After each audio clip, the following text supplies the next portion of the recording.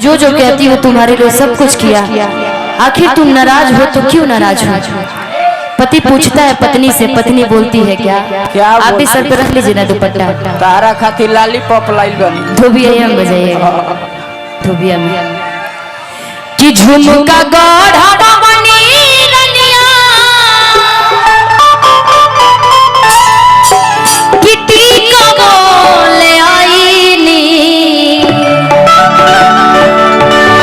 ए रानी कि मुँह कहे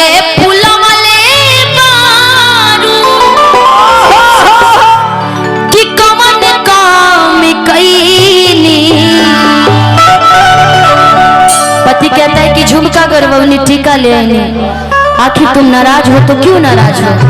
बड़े प्यार से पति अपने पत्नी से पूछता है क्या कि झुमका गढ़वनी रनिया कि टीका ले आईनी कि मुँह कहे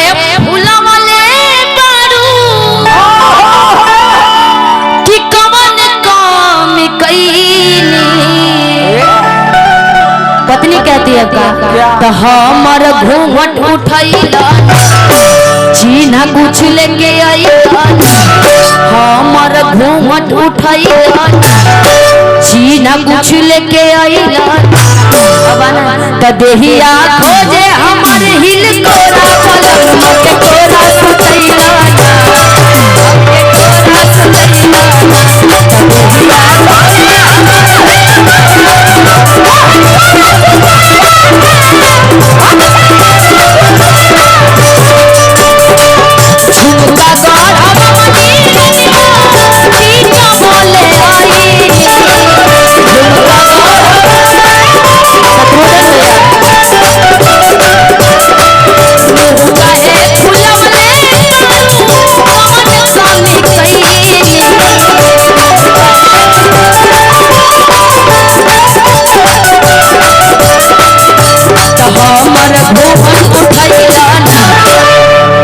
करो घूंघट तो रखो पहले तब न बोलेंगे। बेटी पतो तुम रख लो, तुम लोग रख लो।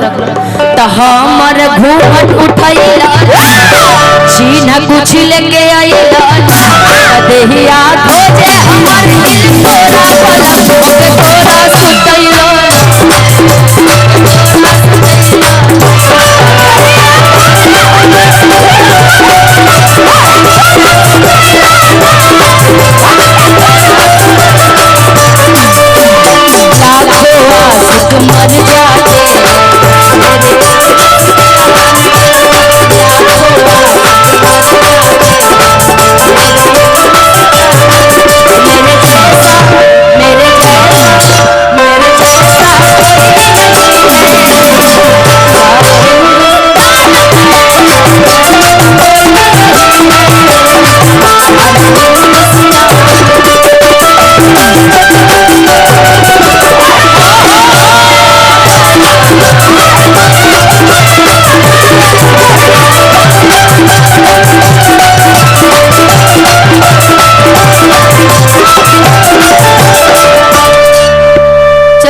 मर जाते कहता है पति की अच्छा इतनी बात से तुम इतनी नाराज हो, अपने पति से बात तक नहीं कर रही हो।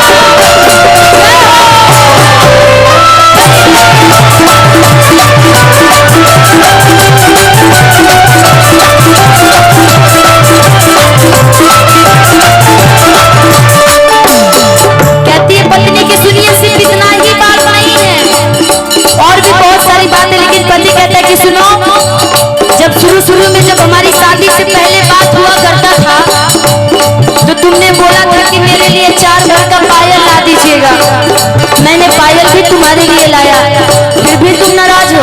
पति कहता है क्या?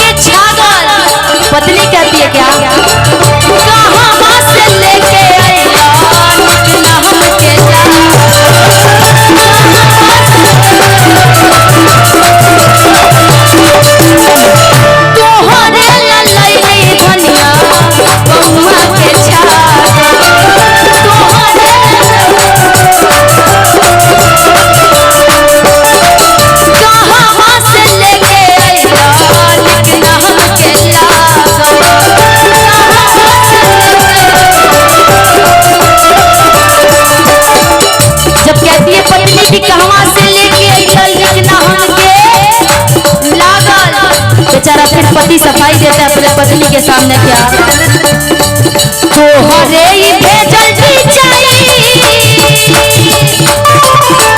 तो हरे भेजल सोनारा से गढ़वानी तो हरे बाबा तो हरे भेजल सोनारा से गढ़वानी तो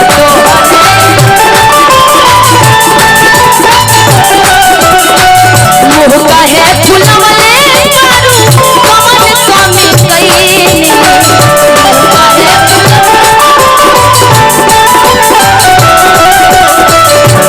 हमर घूमट उठैला चीना कुछ लेके आइला हमर घूमट उठैला त चीना कुछ लेके आइला देहिया दे हमर दिल तोरा पलंग के तोरा सुतैला अब के